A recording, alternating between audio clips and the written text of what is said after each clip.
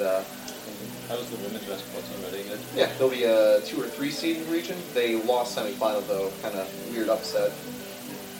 But yeah. I feel like there's so many like really successful sports programs that you see that I always wonder like what are the ones that are not so good? Men's basketball and soccer. That's pretty much it. Even our tennis is good. Men's basketball and soccer are what? The ones that are not so good? Not so good. Oh, really? Both soccer teams didn't make the national tourney. Men's basketball actually might this year. We're on the bubble. They have a women's soccer team, don't they? Yeah, they were alright. But they also struggled this year. They're usually better than the men's team. But women's basketball, top 10 in the nation, I'm pretty sure. Wow. Or at least 4-1. Baseball first. I think after this weekend, softball up to first. Lacrosse, both are like first. Volleyball, top 5 usually. I mean, I think it was, I think we did make the, actually, no, I think we ended in regional play this year. There was a lot of good Sunshine State Conference teams. I think the Lynn Fighting Knights won for volleyball, Sunshine State this year. But we were still second, third in the conference and still top 5 in the nation on the down year. So, but yeah, I mean, What are the new sports that are IPT? for broadcasting, you only have like the 7 or so. Lacrosse, basketball, baseball, soccer, softball, lacrosse, but we also do beach volleyball, tennis, a few other things. Beach volleyball and tennis, they don't do broadcasting of? Nope, oh, swimming as well. And we won the national title recently for swimming. Really? And they don't broadcast it? Yep, they don't. Do they have a track and field program? Yeah, they do as well. I imagine that's got to be difficult. Probably good as well. I don't know as much about the awards for them though. But they're usually pretty good too. There's this one umpire, I don't know if he's not here today. There was a game I was doing, I don't know if it was last week or the weekend before, when I wasn't calling him out, but I was disagreeing with him. I can't remember who was calling. And Tom was like over to the press box and like, Bruce doesn't like this guy. I was trying to not laugh as I was doing the broadcast, but Tom was just having a field day with how many times I was saying, like, wow, that one looked like it was a strike from here, but and I would try to cover myself and say, you know, keyword being up here, I'm not down there, but it's like, come on, buddy, like that was a tremendous call. Yeah, that's where you gotta. Brian Seraphin, that's what his name is. When he's doing a game, I'm like, oh, not him. His strike zone is just. Is it big or small? Or is it very inconsistent? It's very inconsistent. Oh, I hate that. Yeah. See, I'd rather, if you have a big strike zone, just keep it big. If you have a small strike zone, just keep it small. Yeah, he almost.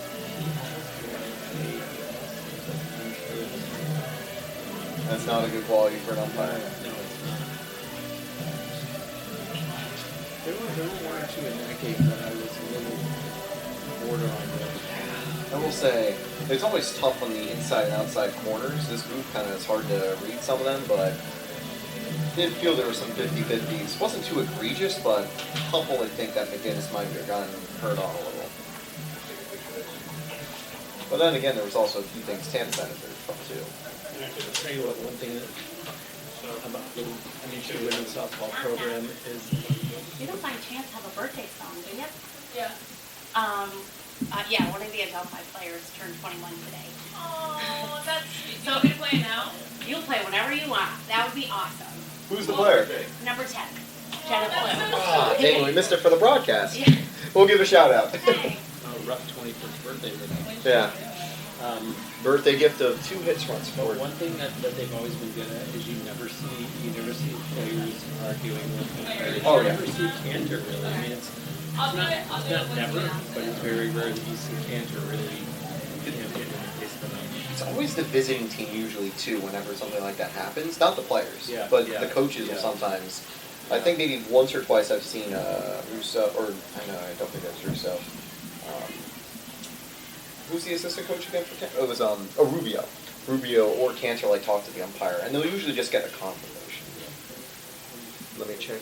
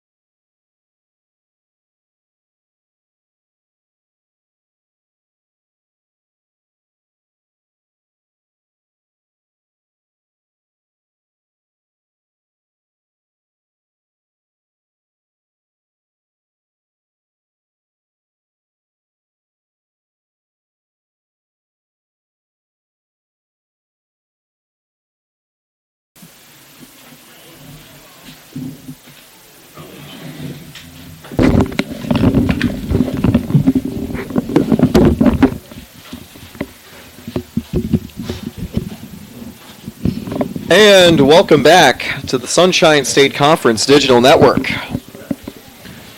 Tampa Spartans taking on the Adelphi Panthers for the second game of the series. I'm Taylor Storley alongside Bruce Wozniak for the doubleheader. And Bruce, Tampa extended to a 16-game winning streak earlier today, the third longest win streak in Spartan softball history, after a complete game shutout by Gwen McGinnis. Yeah, and you have to wonder at this point, what is Leslie Cantor doing to keep her players' emotions in check, to not be overwhelmed by the pressure of trying to keep this streak up, but also keep them focused on just playing softball and not even thinking about a winning streak or who the opponent is, what the schedule looks like. And obviously she's been successful for many, many years. Count's going to go 1-1. And it does look like this Tampa team avoiding complacency, and throughout the weekend, they've been able to do so perfectly, as we actually are getting started first pitch at 2:58 p.m. Eastern Standard Time, as Galehouse gets out number 1. It'll be Galehouse in the circle for the Spartans, Tampa's Otani, if you will, the elite two-way player who is now the leading, or the hits leader for Spartan career with over 200. And normally you wouldn't focus on somebody saying 2:58 Eastern Standard Time, except on the day of the year when we set the clocks ahead an hour tonight. Of course. And thankfully there's no games to worry about tomorrow, where the setting the clocks back could feature some scheduling difficulties. But always good to get the extra daylight saving times back at this stage of spring, as the count goes 0-2. Thought it was a 1-0 count, but a beautiful strike there from Galehouse to get ahead of Kellogg.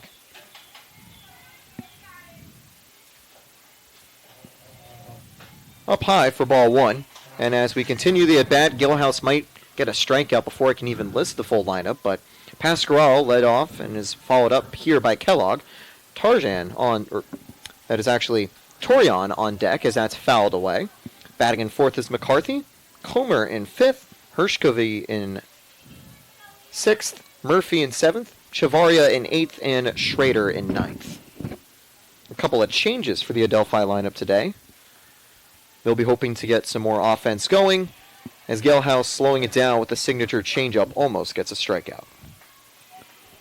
Angelina Kellogg was 0 for 3 in game 1 of this doubleheader, as were many of her teammates, as Gwen McGinnis surrendered just 2 hits all game. Those were the only 2 base runners, as that one's slapped foul. Good job protecting by Kellogg, who's been one of the leading bats for the Adelphi offense. Mentioned that kind of sabermetric idea from Coach Apostolopoulos by putting her strongest batter second in the order to try to generate some offense, as she'll take inside for ball 2, trying to get something going with one away. Kellogg had to get out of the way of that pitch. Solt returns to the lineup for the Spartans. Trawick gets the start out in right field, as that's fouled again. A 6 pitch in a row sort of at bat, continuing from the 2-strike count, with multiple foul balls and that fastball missing inside turned the 1-2 count to 2-2. Yeah, we saw Galehouse play right field in game 1, and now she's pitching game 2. You mentioned Trawick in right for this game for the Spartans. Throw to first on target, and DiMartino gets out number 2. And yeah, Trawick, usually the player to come off the bench for the Spartans, a sophomore, does a good job in the corner outfield position, and so far at the plate as well, hitting .333, 405, 56 in limited appearances. It's interesting to see Kellogg head to the dugout and stop to have words with Torian, which is typical. There's the play to DiMartino, and whatever advice I think she was trying to give Torian didn't work out, because she suffers the same fate, a ground out to shortstop. An easy 1-2-3 inning for Galehouse in the circle. 3 ground outs, no one aboard, no one left on board, and still no Spartan errors today, as we will head to the bottom of the first, and it'll be Tori Parente in the circle for the Panthers.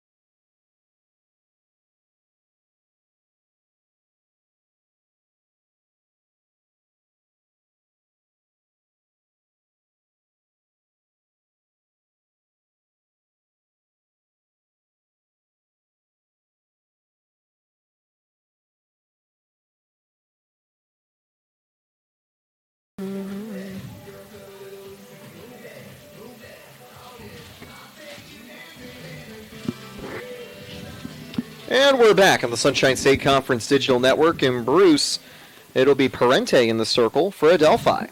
Tori Parente, with a 9.69 earned run average so far this season, has appeared in just 2 games, started one of them, only 4 1/3 innings pitched. And we found out late that the pitcher from Game 1 for Adelphi, Jenna Plew, this is her 21st birthday today, and the Spartans not very good coming to the party with a gift of handing her a defeat. Yeah, unfortunate to take a loss on the birthday, but still happy 21st birthday to Jenna Plew, who did record, I believe, a season-high 6 strikeouts in the game at least, so at least that could be a little birthday consolation gift. And as well, the 4 unearned runs do give her an improvement for her ERA after her 6-inning performance. But now it'll be Parente in the circle getting strike 1 against Fantone. Here's your Tampa starting lineup with Fantone, Keister, Kreidler, Galehouse, Russo, Solt, DeSimone, DiMartino, and Reynolds being the starting 9. Solt replacing DeSimone at first base today. DeSimone getting the start over Solt, the first game that Solt actually hasn't featured with the Spartans all season long. But they didn't need her with the 6th-run victory. Here comes the 1-2 to Fantone. That'll miss outside. 2-0. Good attempt to frame there by Chavaria, who's now behind home plate for Adelphi. Yeah, we saw Maddie Moore catching for the Panthers in Game 1, as obviously Apostolopoulos making some changes here in Game 2. Great catch.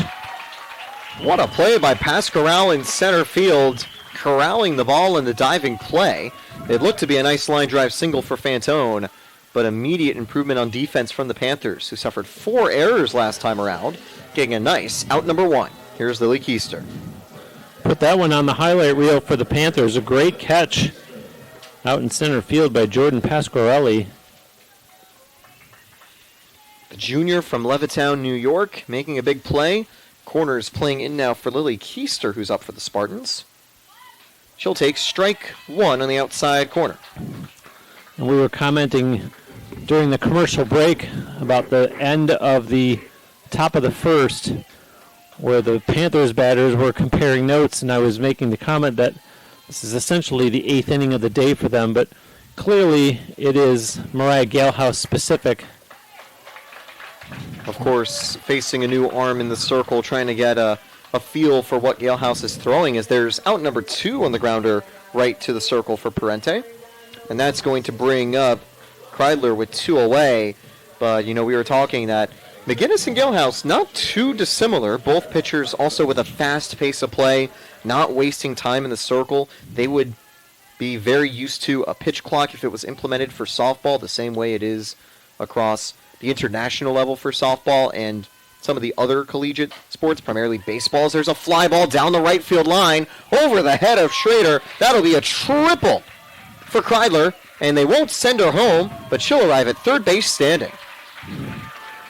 Kenna Kreidler really found a open spot that she knew Schrader was not going to be able to get to, and the only way that that ball could have been any more dangerous was if it went over the fence, as Kreidler, as you mentioned, goes into third base standing up. And there was not even a threat of them trying to get her at third. That's how well placed the ball falling was on the hit by Kreidler.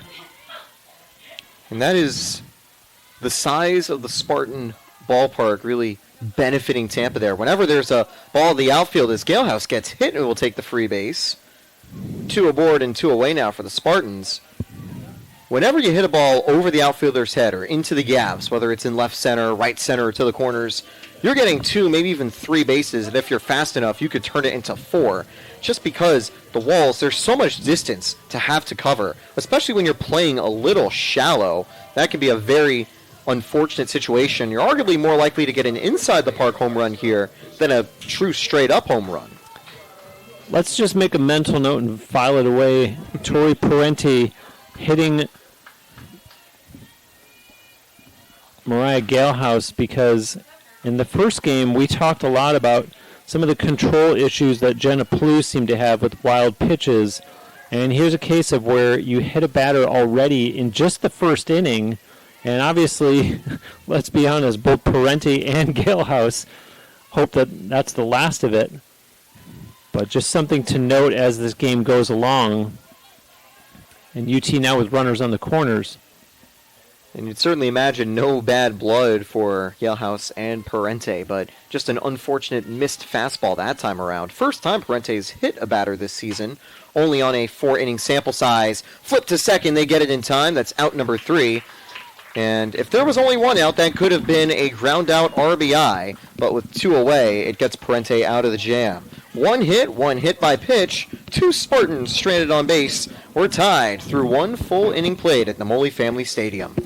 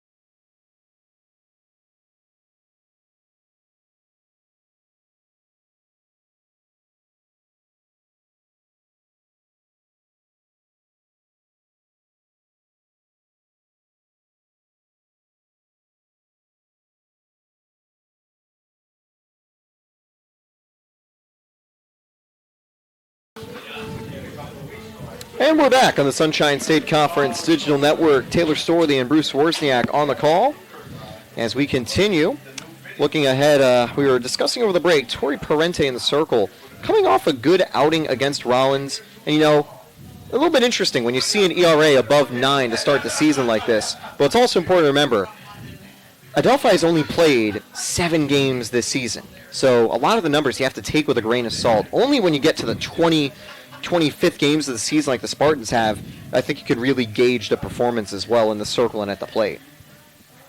Yeah, and thus was the case as we saw in Game 1 of this doubleheader with Gwen McGinnis, who improved to 9-0, her pitching record in 2025 so far this season.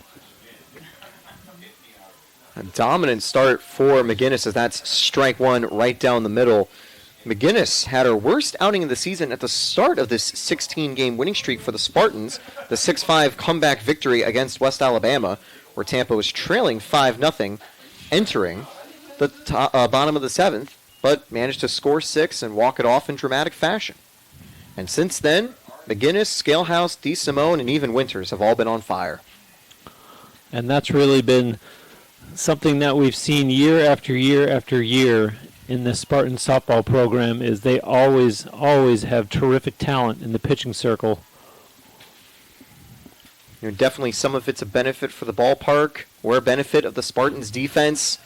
But as Galehouse gets a strike to make it 2-2, it's also just the electric stuff. For instance, the wicked changeup from Galehouse, the vibrant fastballs and cutters of McGinnis. The Spartans' pitching staff is elite as the count stays 2-2.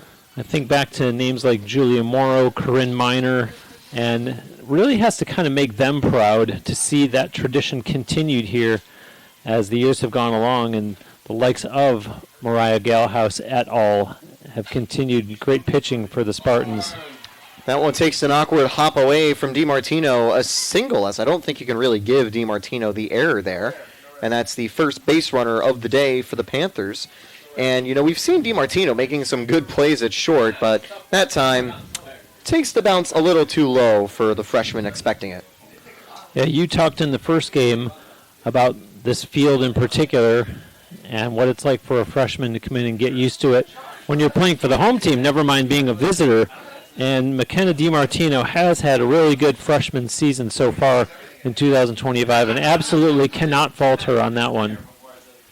Yeah, just one of those unfortunate bounces, but it looks like she's already focused for the next at-bat. I mentioned also in Game 1 after an error by the Panthers that after a play like that, you got to be a goldfish, shake up the memory, get focused on the next play. That's what DiMartino and the Spartans are ready to do as Comer falls behind 0-2. Except that one of the problems for Adelphi in game one is they were not able to shake those off to the tune of 4 errors that they committed, which led to the 6-0 loss to the Spartans. There was, I believe, 2 errors in the crucial 4th inning where Tampa extended a 1-0 advantage to a 5-0 lead before coaxing the 4th error late in the game to make it a 6-0 lead. That was enough to secure the shutout. But you could even say there was an error for the Tampa first run of the game off that wild pitch. Even though it doesn't count as an error, kind of works the same way as that's fouled, would have been a dangerous base hit. Okay, that's what I saw last quarter. So I talked about it last minute. The Spartans have really had their hitting shoes on this weekend, considering that there was a doubleheader played here yesterday, and UT swept that by a combined score of 21-2. They won the second game 6-0, and they won game one of this one 6-0. So 27 runs over 3 games, an average of 9 runs per game. And Tampa also enters with a scoreless streak over those 2 games. I believe you can now count it to 16 scoreless innings in a row. And there's out number 1 in the second. Throwback to first. They almost get the double play as the first base runner had to dive back in. Soltz couldn't make a clean catch, wouldn't have had time for the tag.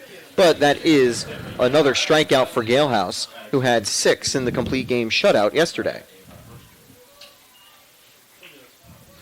As a pitching staff, Tampa's had 5 shutouts, 4 of them from single-player performances. So Mariah with her first strikeout of this game. The 0-1. Swing and a miss, 0-2. You know, getting a lot of the strikeouts. That is vintage Galehouse, if you will. As this year, she's kind of shifted her approach a little bit, mainly focusing on the command. Not trying to get as many chases, but pounding the zone, not falling behind in at-bats.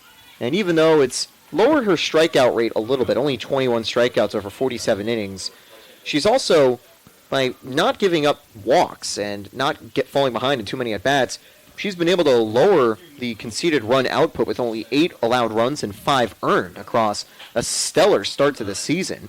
And just like McGinnis, also enters today undefeated at 7-0.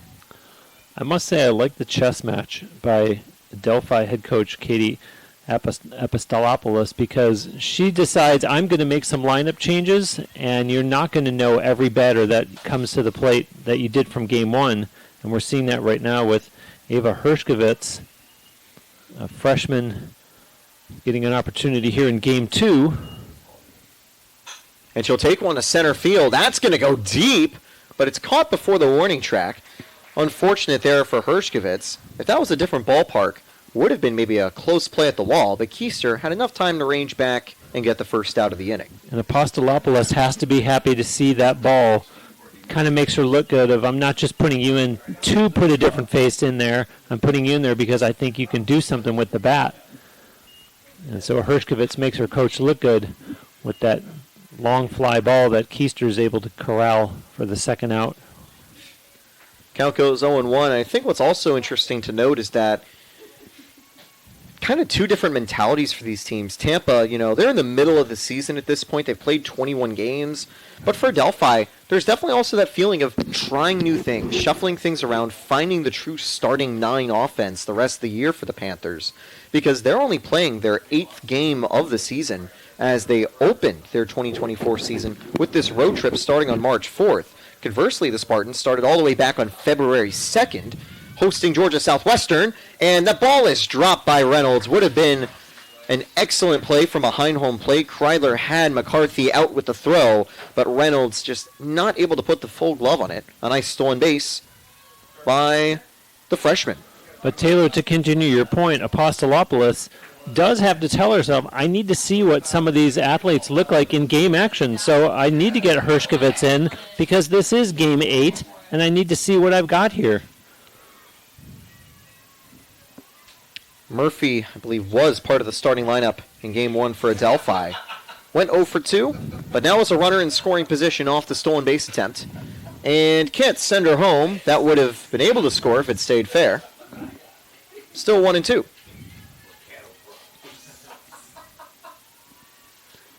You'd imagine after suffering 9 strikeouts against McGinnis earlier today, the Panthers' bats going to be more apt to try to protect on these 2 strike counts, especially against a veteran like Galehouse. Chopped and foul. It went over the head of Russo. Could have been a nice catch to end the inning. Yeah, good attempt by Alexa there. Looked like she was pretty close to pulling that one down and closing out the top of the second, but no such luck. As Murphy lives to see at least one more pitch. Here's the 1-2. Ripped into left field. That'll put runners at the corners. Fantone falls over but holds on to the ball, saving a run by playing shallow. And even though there was 2 away, the players were running no matter what. There was no chance for McCarthy to make it home from second.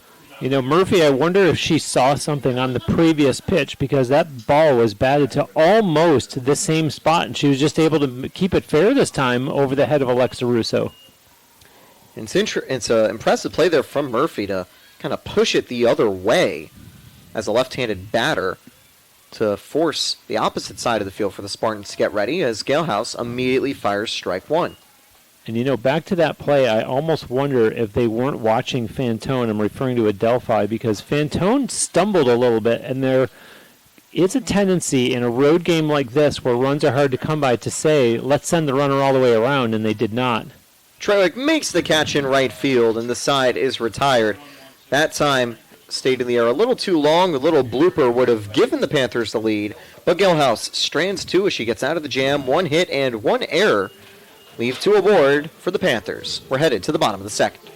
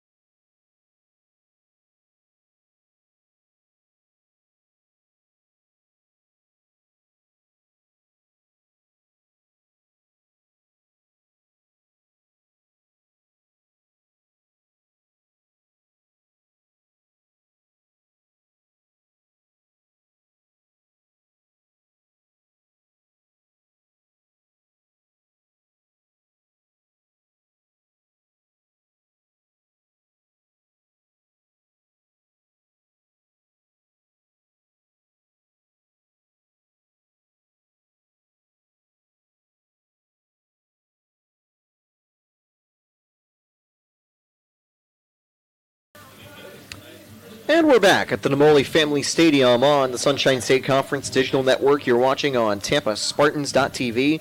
Tampa wraps up their weekend series here against Adelphi. On Wednesday, they'll host Caldwell, and on Friday continue Sunshine State Conference play against Palm Beach Atlantic. Meanwhile, for Adelphi, they wrap up their Florida trip over the week. On Monday, they'll head to Florida Tech for a doubleheader, and then Embry-Riddle for a doubleheader before heading back up to New York to host Mercy at Garden City this upcoming Sunday. So, still got 7 innings of softball still to play. We are in the bottom of the second, as that is strike 1 in the high and inside corner. Now due up for the Spartans is Solt, DeSimone, and DiMartino, notably DeSimone playing as the designated player. Abby Solt, as you mentioned, one of the personnel changes for the Spartans, as we did not see her in Game 1. So as much as I was talking about Apostolopoulos and some of the changes that she made to her roster, Leslie Cantor says, I'll see your Hershkovitz and raise you an Abby Solt. And Solt is very much a dangerous wild card to have off the bench. Has been stellar throughout her D2 career, previously with the Valdosta State Blazers. She is a name that Spartans fans might remember from regional play over the last couple of seasons. Here's the 2-1. Swing and a miss.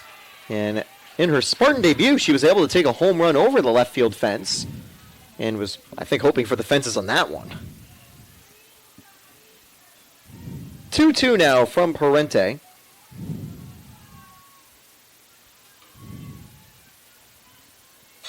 Flare down the right, and that's going to land away from Schrader. Still 2-2. Tell you what, ZZ Schrader has really gotten a workout in right field today. She's been very active out there, and that one just the latest example of that. And earlier today was the Kreidler triple that was able to get past her all the way to the corner. Schrader got there just in time to make sure there was no chance for an inside-the-park home run. It is a tricky outfield to play in for these players, as that is ball 3 missing inside, where while you have more room to make the catch, the problem is you also have to run to make sure there's room to make the catch. A lot of range required to succeed at Namoli Family Stadium. And apart from the one missed play earlier, Schrader's done a good job. And on the full count, Salt slaps that through the hole for a base hit. Yeah, really well struck ball there by Salt.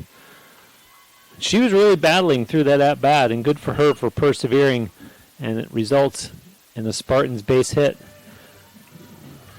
That'll bring DeSimone back up to the plate. I think one big thing for the Spartans next year will be how they bring in new pitchers, given that DeSimone, McGinnis, and Galehouse might all be graduating next year. Spartan legends in their own right, but the heart of the Spartans pitching core might have a makeover for 2026, as DeSimone's out, but does a good job to advance the runner, although Tampa has already recovered after the departure of Mary Beth Fellman over the offseason. Kate DeSimone having herself a nice little day. She gets the job done there, albeit through a sacrifice. She was 1 for 2 in game 1. And, of course, she, like her teammates, would probably tell you that it's not the personal stats as long as we win the game. That's missing high and inside to DiMartino, the freshman, back at the plate for the Spartans. So far this season, she's batting .275, .333, .325. 10 RBIs on the year. That's 4th for the Spartans roster.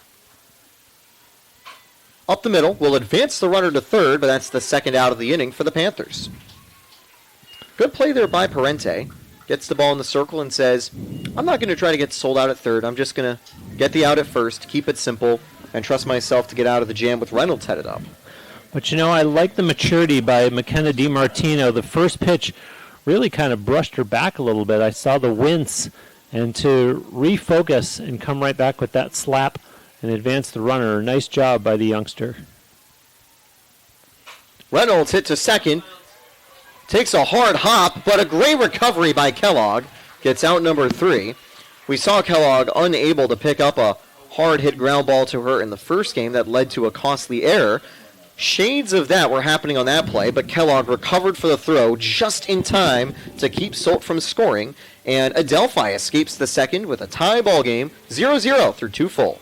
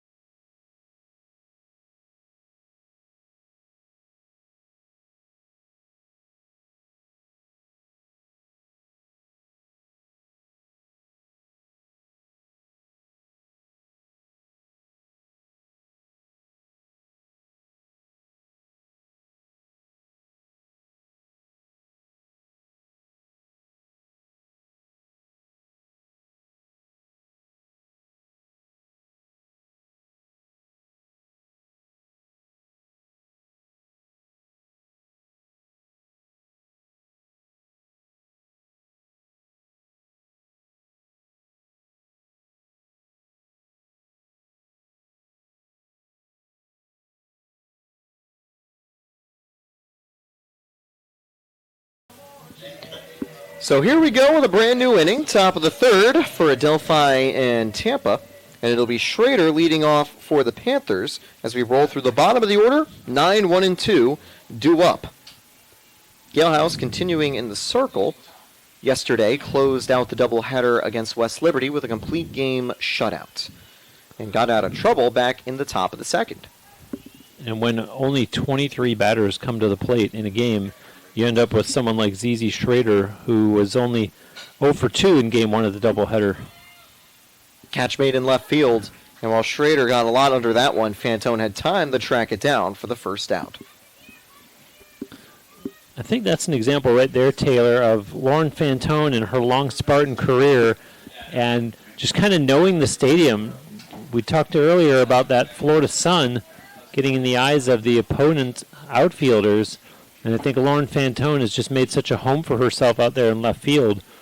It's almost kind of like she doesn't even know that the sun is even a factor. At this point, she's almost able to move kind of on reflex and sort of out of instinct for those plays. And it's not like she's ever been bad at defense in the corner outfield as well.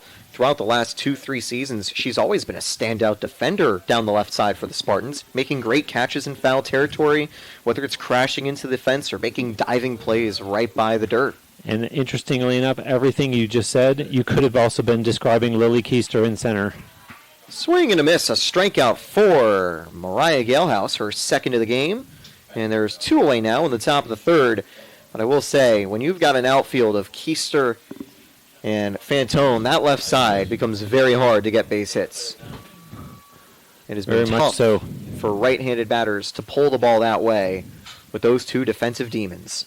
And then, of course, Galehouse, who's not only great in the circle, but great in defense and right field, ends the inning, making it 1-2-3. No time wasted for the Spartans. They're bringing their bats back to the plate in the bottom of the third. Keep watching here on the Sunshine State Conference Digital Network.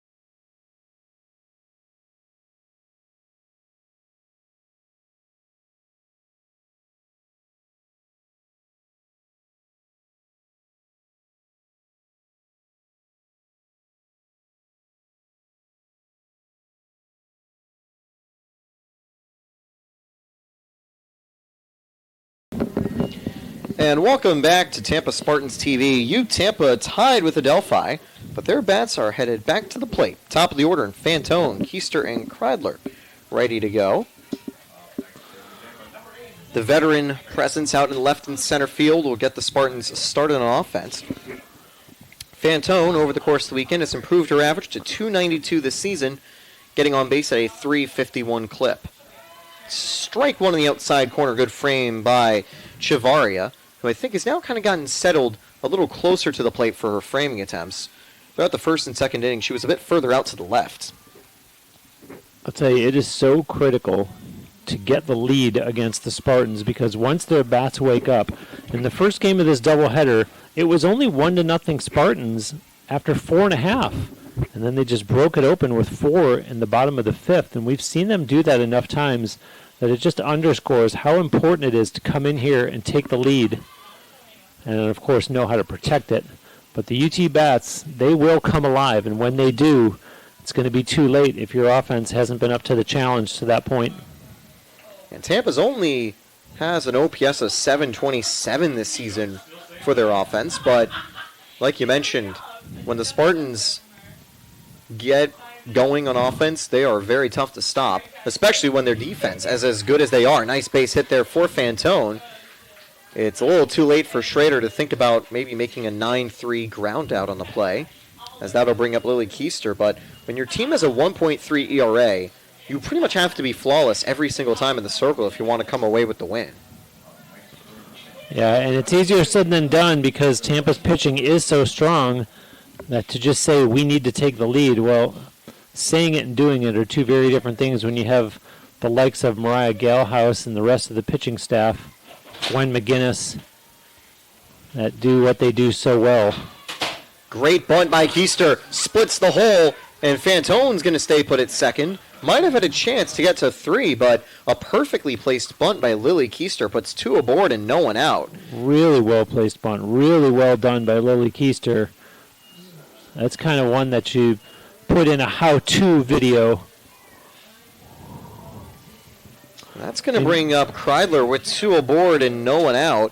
And you wonder, maybe she'll also put a bunt down to test the defense. Or Cantor will give her the green light to swing away.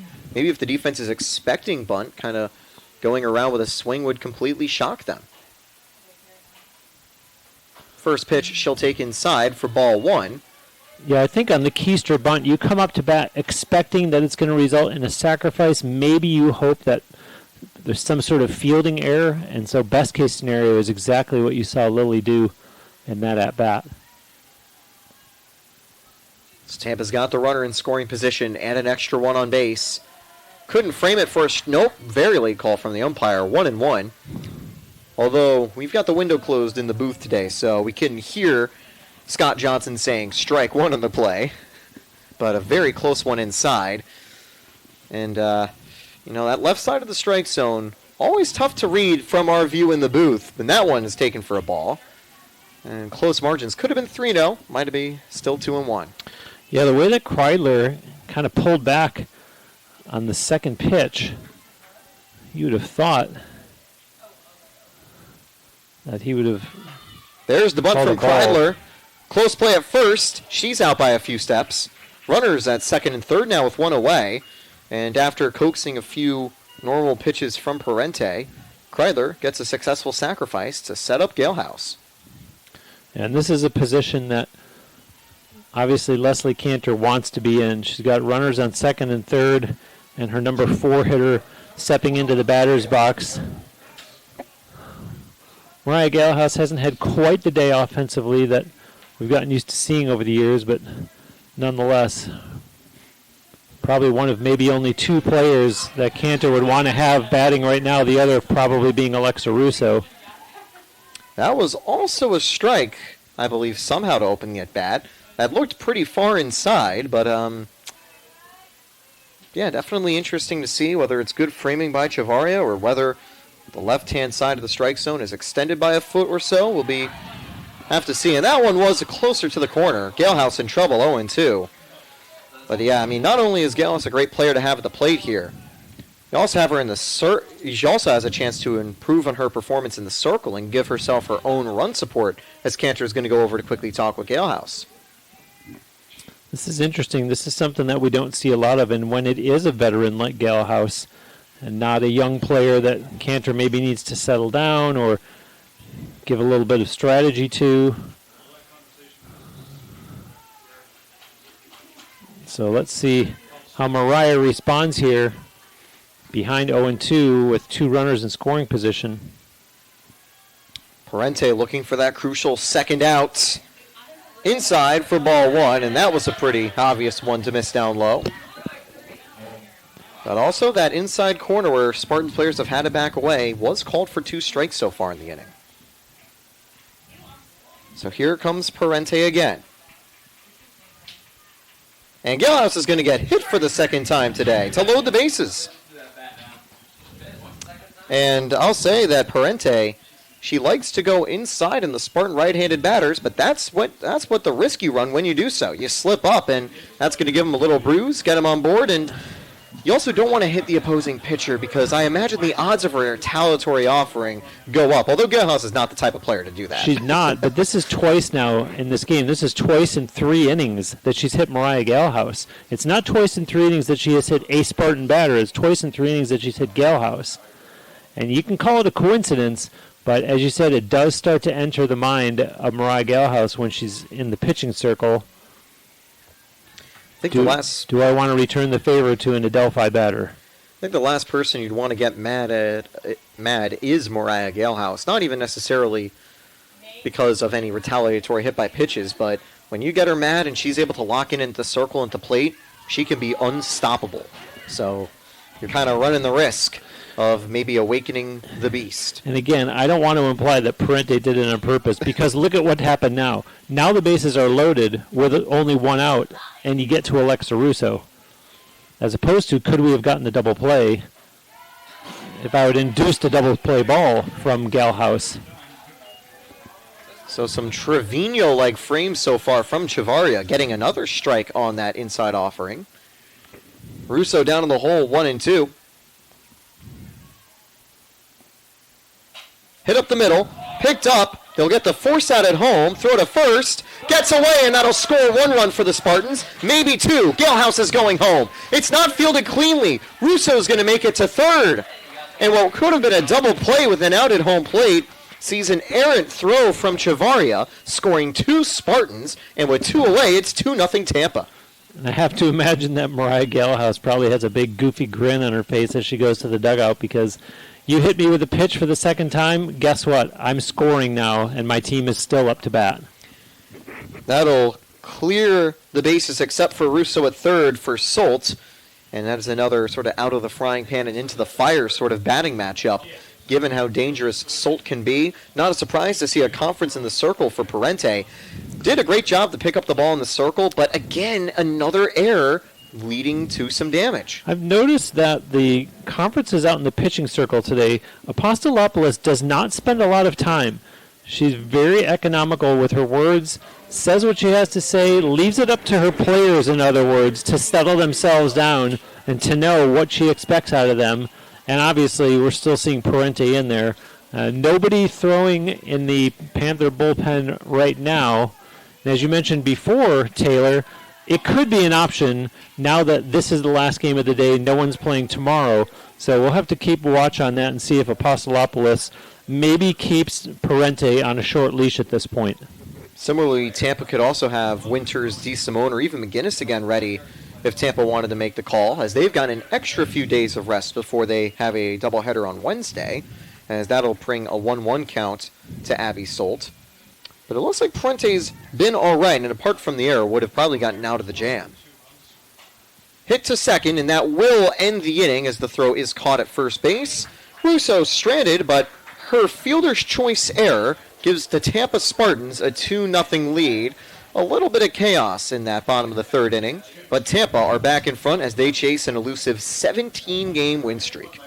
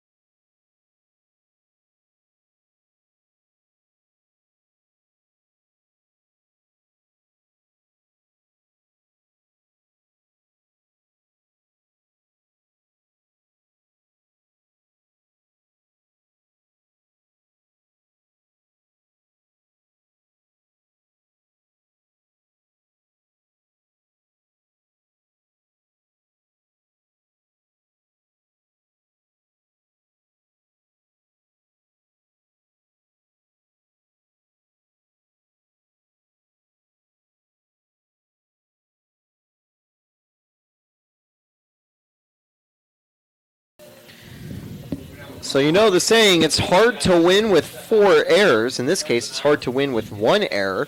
A costly play behind home plate has put the Spartans up by 2, and Galehouse is back in the driver's seat. In the circle, it'll be Tarion, McCarthy, and Comer due up. Torion ready to go. And here's the first pitch from Mariah Galehouse. And you almost have to wonder, Taylor, if maybe from Mariah Galehouse, her revenge from getting hit by a pitch twice was crossing the plate and saying, look at this, my team is going up on the scoreboard. That's all I need as my answer back to you hitting me twice. That and certainly getting some more strikeouts, whiffs, and shutting down the opposition offense like she is continuing to hope to do. 2 strikeouts and 1 hit allowed over 3 shutout innings. And now is a 1-1 count. Fires the fastball low and away. Slipped by Kreidler. It's 2-1. Wonder maybe if you'll see Gallus with a little extra zip on the fastball as the game continues. Yeah, that right there that we just saw, that's something that we don't see at all in Tampa Spartans softball, is a pitch getting away from, in that case, Kreidler, regardless of who the catcher is. Kreidler replacing Chevalier behind home plate this season for the Spartans, and has done the job well on defense. Has thrown out a total of 8 batters trying to steal on 18 attempts this year. Strike 3. Pulled the string with the yo-yo changeup. The specialty from Galehouse, freezing Torion 1 away. And Bruce, I love it when Galehouse gives that offering over the plate. It is just so hard to read. And granted, you can get good contact if you know it's coming, but if you don't, you are not ready and you're going to let it go right past you for a strike. This is Reagan McCarthy batting for Adelphi. She is one of the two players that did manage to get a hit in game one of the doubleheader. Always good when you can get on base against a tough pitcher like McGinnis, who's putting on a resume to try to be a top pitcher in the nation, honestly, this season, as is Mariah Galehouse. So it's good for the freshman to be able to win that battle. She's hitting .400 entering the day today, even with a .500 slugging percentage, because she's got a double this season. Yeah, I think for McCarthy, knowing that she was able to hit McGinnis in game one just gives her that much more confidence coming into game two, despite the fact that she's up against another ace in the person of Mariah Galehouse, although behind in the count right here, 1-2. She got aboard on a DiMartino error earlier today, but that one, while it's going to go foul deep down the line, is going to just keep it to a 1-2 count. Yeah, really good contact on that one, and I think it's kind of reinforcing what we're talking about with Reagan McCarthy. Ball that could have possibly made it to the warning track if it stayed fair. Kind of curved as it went foul down the left field line. Hit up the middle. DiMartino can't get to it. Not an error this time. That just a little too hot for Martino to reach. Had enough velocity off the bat to hit the outfield. And that'll be a leadoff base runner after the first strikeout. Double play opportunity here for the Spartans. Yeah, as you said, that's not an error, but definitely an E for effort. I think if you're Leslie Cantor, you love seeing the effort by McKenna DiMartino, not afraid to get herself dirty and diving for that one. Just couldn't get to it. Double play maybe for the Spartans. Reynolds, DiMartino, they got it. 4-6-3, and what a way to respond after a missed diving play to combine with Reynolds, the underclassman, getting the final 2 outs of the inning on one swing of the bat.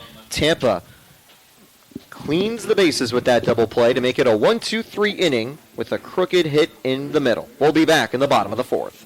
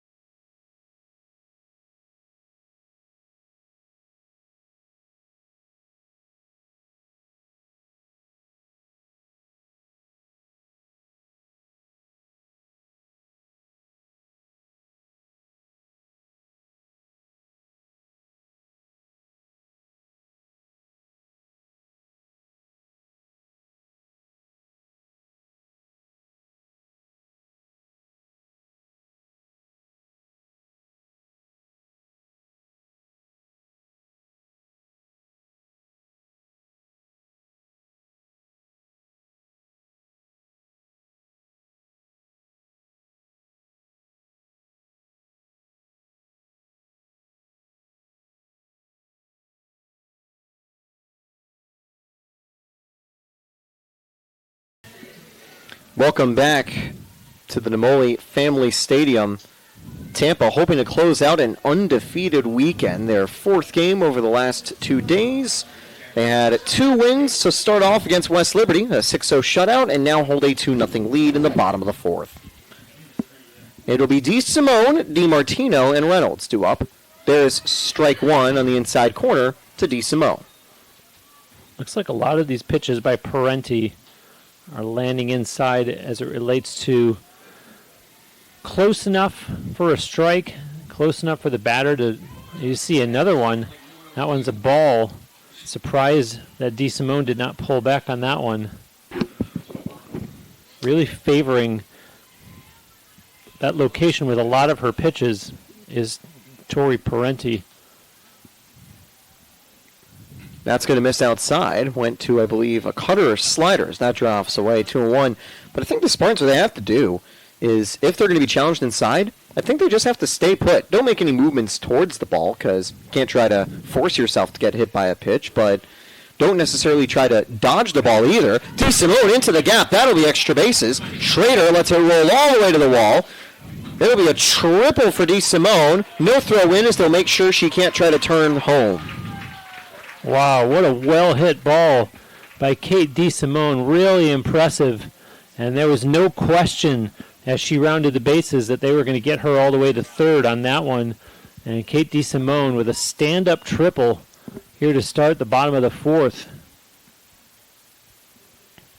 Entering this series, Adelphi only gave up one triple in their first 7 games. Tampa's already recorded multiple triples in this doubleheader. So their second extra base hit of the day, a chance to bring home another run. Ball 1 up high to DiMartino.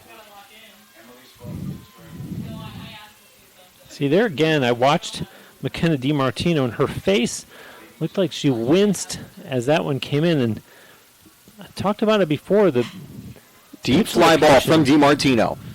That'll go all the way to the track and falls past the center fielder. Pasquarel couldn't corral it, and that is a standing triple and an RBI for DiMartino. What a response from McKenna DiMartino, and amazing that you just cited the stat of Adelphi only allowing one triple, and now back-to-back triples by DeSimone and DiMartino, the latter being an RBI triple that increases the Spartans' lead to 3-0. Still no outs. That'll bring up Reynolds as the corner plays a little more in for Adelphi. They know that Reynolds would be more likely to try a squeeze bunt here, given that she's only hitting 175 this season, as that'll be strike one again on that inside low corner. I will say that you do have to feel for Jordan Pasquarelli out in center field. What looked like it was going to be a caught ball just falls outside of her glove and results in the triple for DiMartino. Swing and a miss of the inside pitch, 0-2 to Reynolds. Reynolds now opening her stance a little bit after getting a little closer to the plate with the 1-strike count. Infield playing in with the runner at third. Hit on the ground. No play at the plate just yet. The throw is going to get away. I don't know if they'll call runner interference, but the throw had been on the base path. Throw to third, and safe. Reynolds avoids the tag. The errant throw isn't going to let that be 3 triples in a row, but it gives you the same outcome. Runner at third, no one out, and one more run for the Spartans. Yep, DiMartino crosses the plate as the Spartans continue to add to their lead. 2 innings in a row here where they've scored 2 runs, and now Apostolopoulos going to have something to say about all this. And I see some activity in the Panther bullpen. It looks to be Jenna Plew, the birthday girl, getting some stretching and tossing now, or at least going to go there to begin warming up, in case Adelphi needs to make a call to the bullpen and bring her back into the game. Like I mentioned, they've got an off day tomorrow before resuming play on Monday, so if they want to bring Plew back into the game, they can. Of course, she is coming off a 110-pitch outing in the first game of the series against the Spartans, so I wonder if she was able to get the arm sort of iced enough for a second appearance.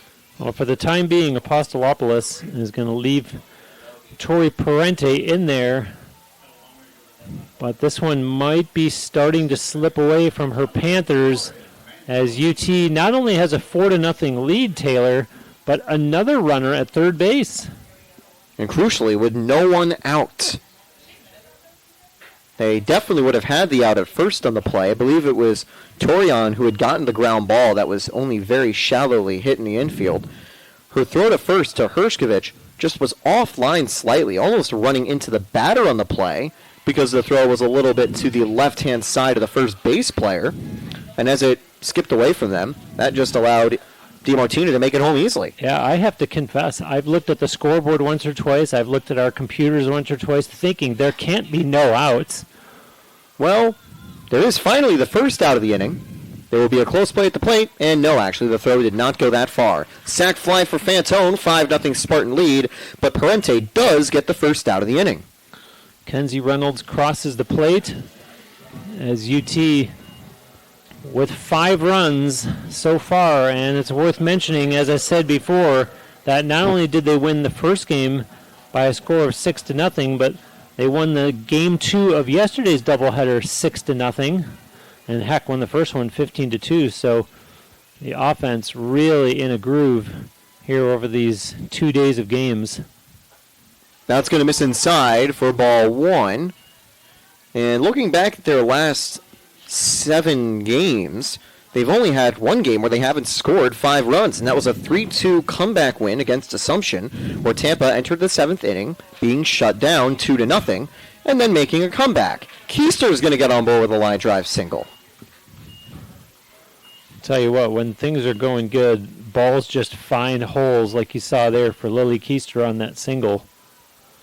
And it's amazing that we're only in the bottom of the 4th, and you've got players that are starting to build up a stat line like Lily Keister have already 2 for 3 in the game. And as I said, only the bottom of the 4th and only 1 out. A lot of softball still to be played potentially, as that's going to be ball 1, missing low and inside. And 1 away for the heart of the order. Creedler, Galehouse, and Solt do up, and actually Russo in the middle of that. And Kreidler, this is her 3rd at-bat. She has a triple in this game. So a ton of triples for the Spartans. They've had 3 in total against Parente. And looking back in game 1 for the Spartans, they were also able to get no triples. I was incorrect. That'll miss inside. Nope, hit the zone. That's another one of those 50-50 calls. 2-1 count here. Does feel that might be an extra foot to the inside for that strike zone from Scott Johnson. But again, we also have a view in the booth that doesn't let us see that inside of the part of the plate super cleanly. Bloop single though. So Kreidler, despite not being able to get ahead 3-0, still gets on board. Well, good for Kenna Kreidler for reaching base, but this is the at-bat that we all want to see. Mariah Galehouse, who has been hit by a pitch in each of her first 2 plate appearances in this game. And that'll be it for Parente. With Galehouse to the plate after getting hit twice in a row, they do not want Parente to face off against Galehouse again. So the rivalry that maybe Galehouse was hoping for isn't going to happen. Instead, it'll be Jenna Plew into the game as that, actually, no, I'm incorrect. It is not Plew. It is Lily Kenny into the game from the circle. Plew is warming up in the bullpen, but Kenny is the one ready to go. And we'll be back with more action after the warm-up.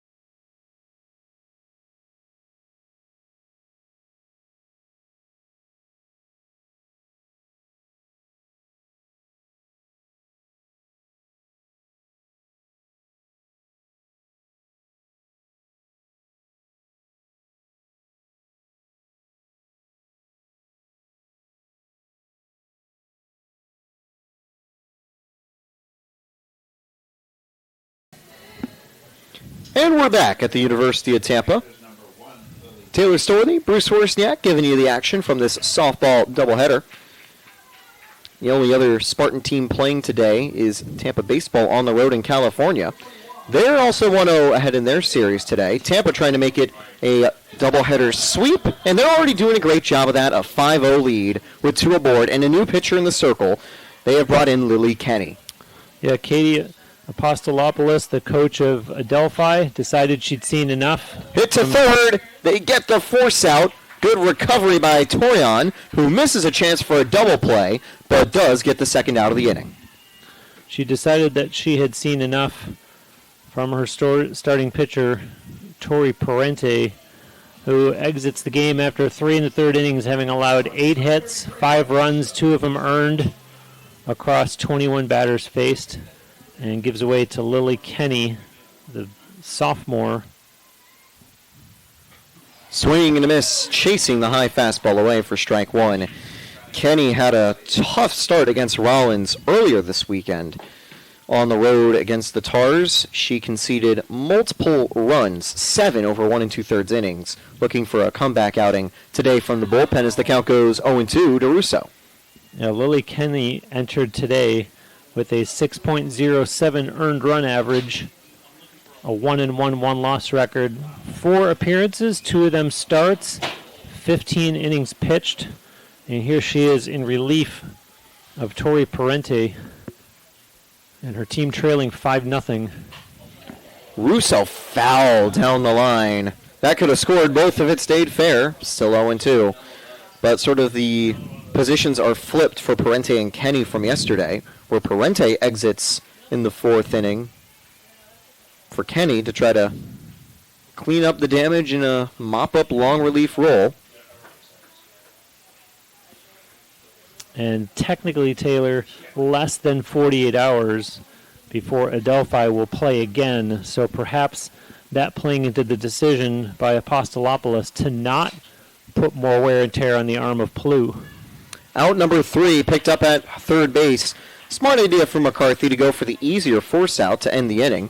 Tampa brings home 3 runs on 4 hits, 1 error, and that'll also end the day for Parente with just 2 earned runs thanks to that error. But Tampa extends their advantage, entering the top of the 5th.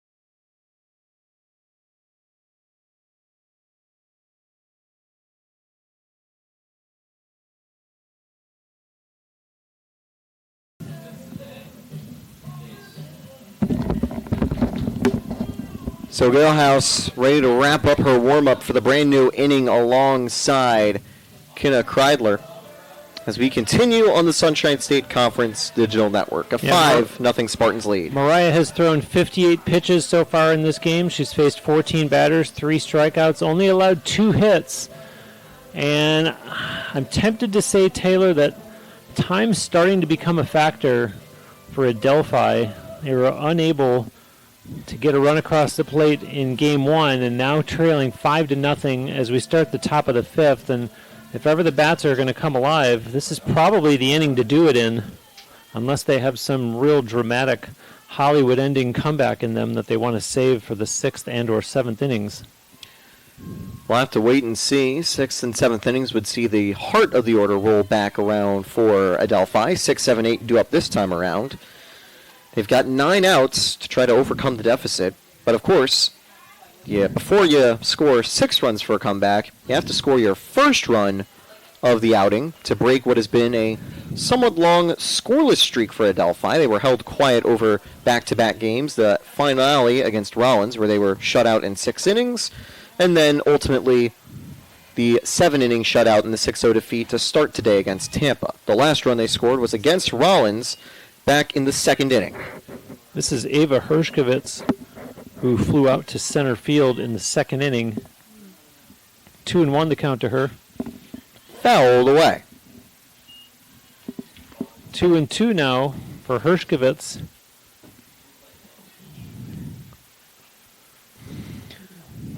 You do wonder how much maybe fatigue could be playing in for Adelphi as they've got 8 games over the span of 7 days.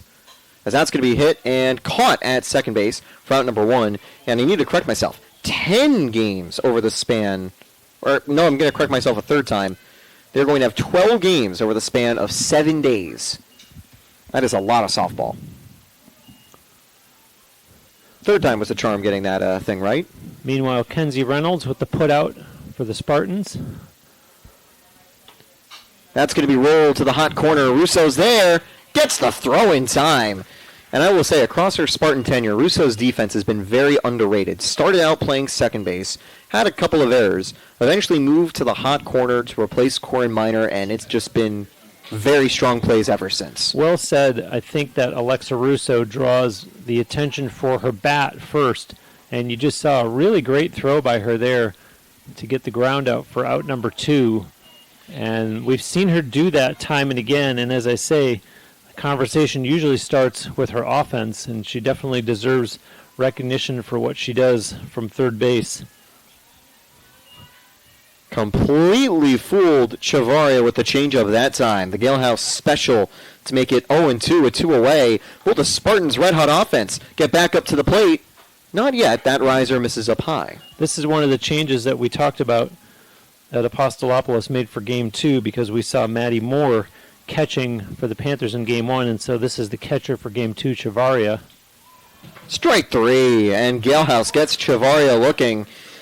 Moore had some struggles at the plate with the bat, and so does Chavaria. Tampa's stellar pitching makes it 5 scoreless innings, 4 strikeouts for Galehouse in the span. And now due up for Tampa is Solt, DeSimone, and DiMartino when we come back.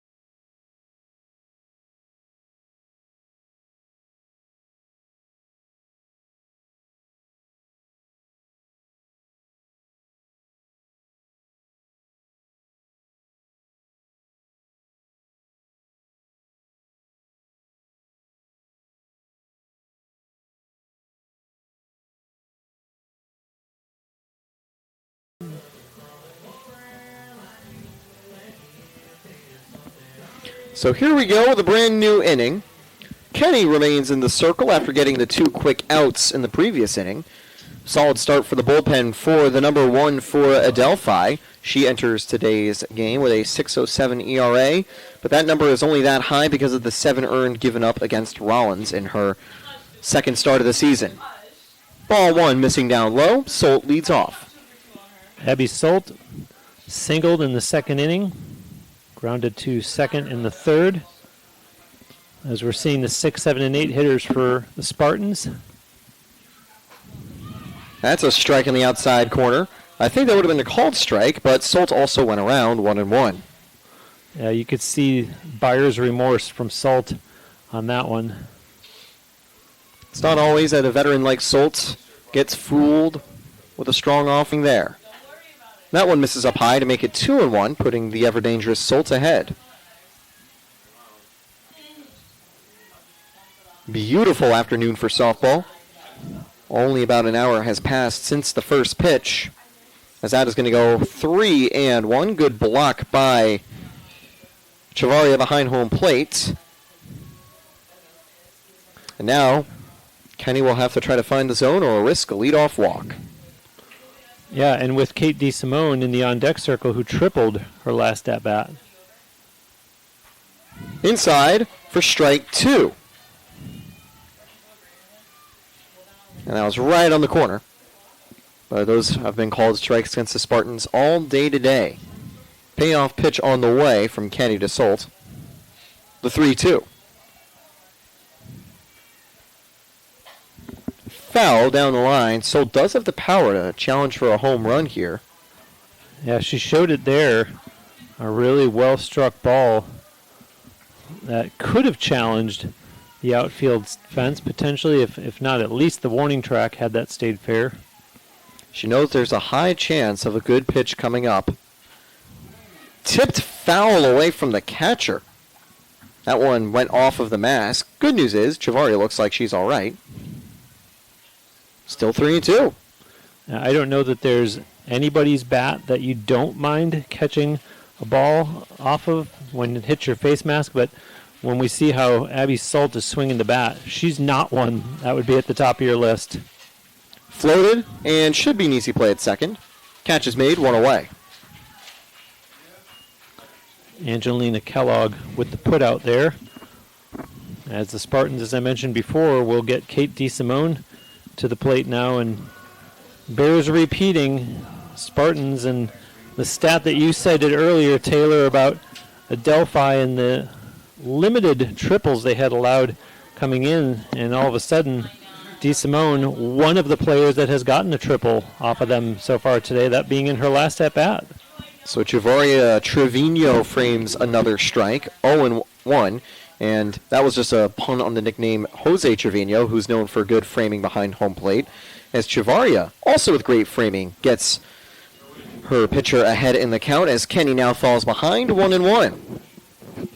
So even though Amanda Chavaria has been a little quiet today, the sophomore has done a good job of taking that inside part of the zone and making it almost automatic strikes. That one's an automatic free base. Another hit by pitch, and ironically enough, to another Spartan pitcher, although, of course, DeSimone's playing as the DP today. And by a different Adelphi pitcher, we saw Tori Parenti hit Spartans pitcher Mariah Galehouse twice, and now Lily Kenny hits DeSimone. For the season entering today, Adelphi had 2 hit-by pitches in total from their staff, both from Jenna Plew. This is the 3rd in the ballgame for the Panthers. Ball 1 missing up high from Kenny. I love seeing Chavaria pop up that quickly, looking down at DeSimone at first base. Great awareness.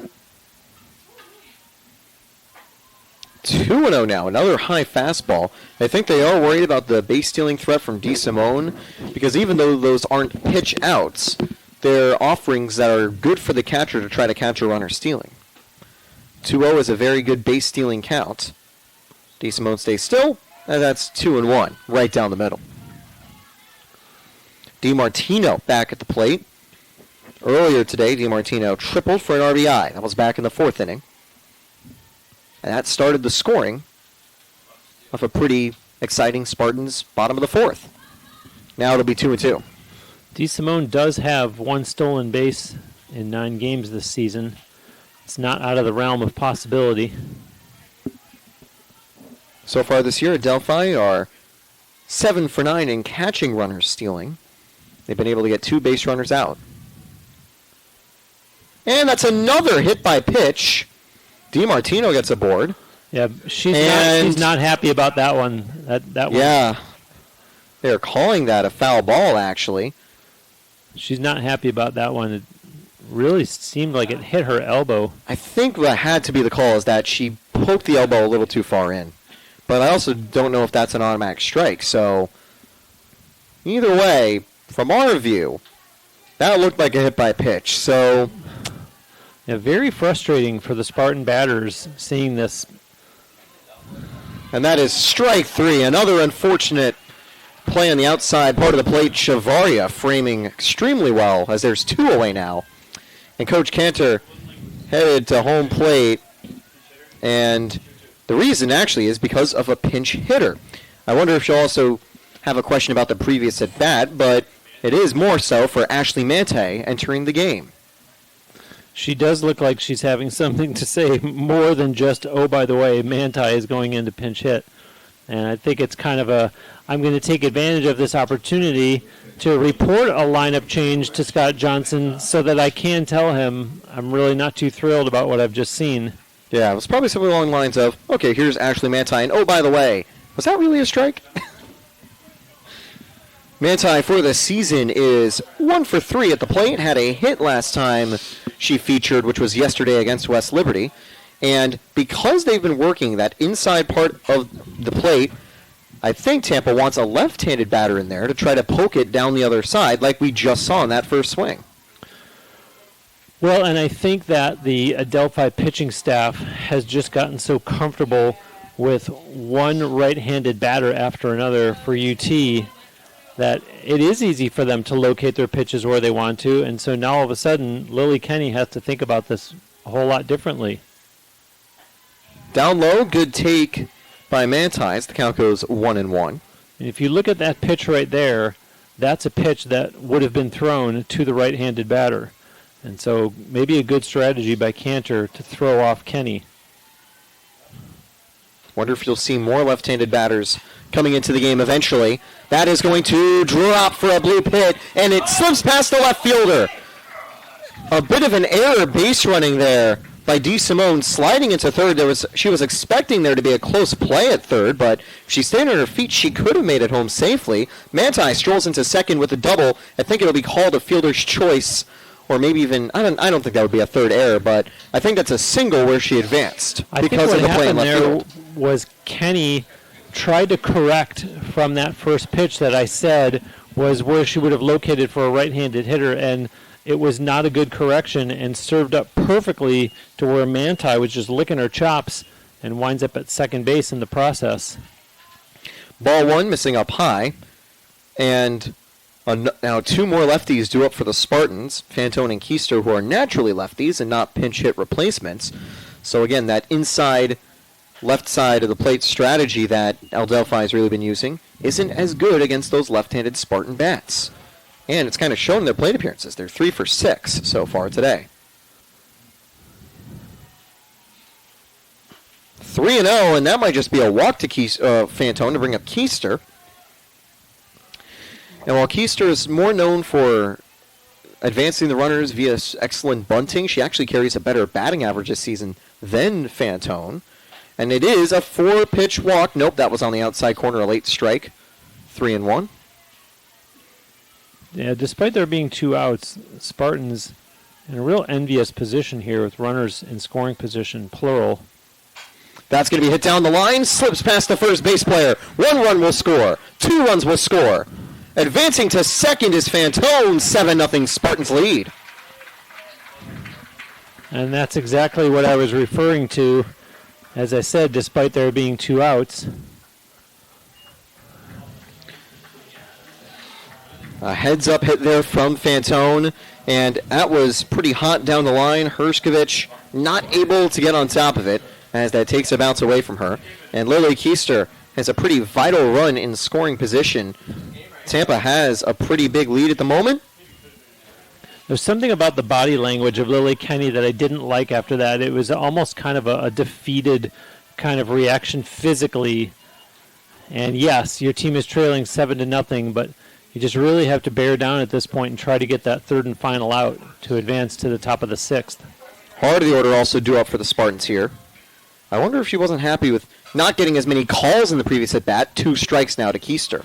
What I'm referring to is Lily Kenny. You could just kind of see her shoulders drop and her whole body just kind of sag watching that all develop. And that is, well, the delay was to get another ball from the dugout as the count goes 0-2 to Lily Keister. But we'll see if Kenny's able to recover in this new at-bat. And still, a pretty high leverage spot for her and Adelphi trying to stay alive. The 0-2 to Keister. Fouled away, 0-2. Tell you, something that jumps out at me, Taylor, is 4 errors by the Panthers in Game 1. There are 2 errors up on the board for them so far in Game 2. 6 errors over a little more than 1.5 games. That's troublesome if you're Apostolopoulos. You really got to get your players to eliminate those, if not whittle them way down. Hit up the middle. Fantone's going to round third and head home, and she is safe. She avoids the tag. Sayonara. It's the bottom of the 5th, and 8 runs, I think, is enough for the Spartans to secure the sweep. Indeed it is, by the run-ahead rule. And so UT, wow, really breaking this game open over 3 consecutive innings. 2 in the bottom of the 3rd, 3 in the bottom of the 4th, 3 in the bottom of the 5th. And Taylor, another shutout victory. It certainly is a big shutout win for the Spartans. A 5-inning complete game for Gail House in the circle as Tampa with a sayonara double by Lily Keister. Yes, Keister. I'm getting some of the names mixed up. As Tampa is able to make it an 8-0 win to close out the weekend with a W. Big performances at the plate and at the circle make it a 17-game win streak from the Spartans. Yeah, they won Game 2 of yesterday's doubleheader 6-0. They won Game 1 of this doubleheader 6-0. Now they win this one 8-0. So doing it both offensively and defensively and really putting on a clinic here in this sweep. Granted, yesterday the Fireworks with a 15-2 win in Game 1, but just an all-around solid win today as UT improves to 21-1 on the season. And bad news for Adelphi as they've now dropped 6 in a row and they fall to 1-7. This Florida trip has not gone the way the Panthers have hoped, but they've got 2 Sunshine State Conference opponents still to face before the weekend comes to a close. So they will be on the road against Florida Tech and Embry-Riddle on Monday and Tuesday before heading back home to New York. And keep in mind that Wednesday at 12 noon, we will be here on TampaSpartans.tv when Caldwell comes to town to provide the opposition for another doubleheader. Yes, and that will be an exciting doubleheader before Palm Beach Atlantic comes to UTampa next weekend to face the Spartans as we resume Sunshine State Conference play. So I'm Taylor Storley. Thanks for joining me and Bruce Wozniak all week long. We'll be back next week with more Spartans action.